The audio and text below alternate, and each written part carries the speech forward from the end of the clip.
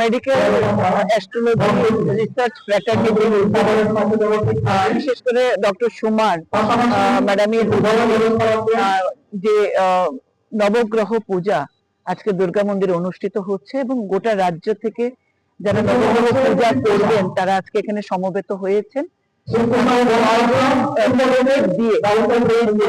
দিয়ে শুরু হতে যাচ্ছে। আমরা মঙ্গল প্রদীপ প্রজ্বলন করে অনুষ্ঠানের আনুষ্ঠানিক উদ্বোধন করেছি এবং আপনার এখানে গীতা যজ্ঞ হবে, আরো অনেক অনুষ্ঠান সারা দিন ব্যাপী চলবে।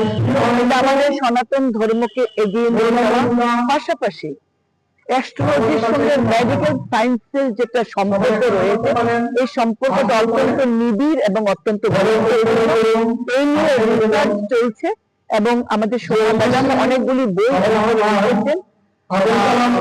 এইভাবে অ্যাস্ট্রোলজির সঙ্গে মেডিকেল সায়েন্সের যেটা গুরুত্বপূর্ণ প্রভাব রয়েছে বা ভূমিকা রয়েছে এই নিয়ে কিন্তু মূলত তিনি কাজ করছেন এবং তার সঙ্গে যারা রয়েছে তারা কাজ করছেন। সেখানে নবগ্রহ পূজা হবে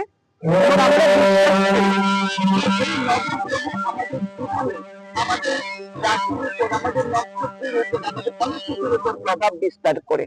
তো নবগ্রহ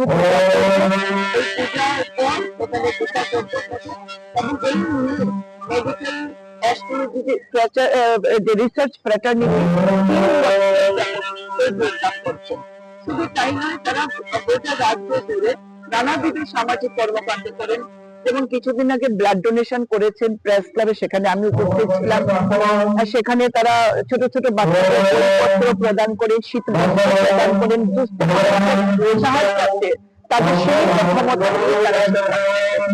আজকের এই নবগ্রহ পূজায় এসে বাতাবরণ এখানে তৈরি হয়েছে, মেরুকরণ এগুলো যে চলছে হিন্দু সনাতন ধর্মকে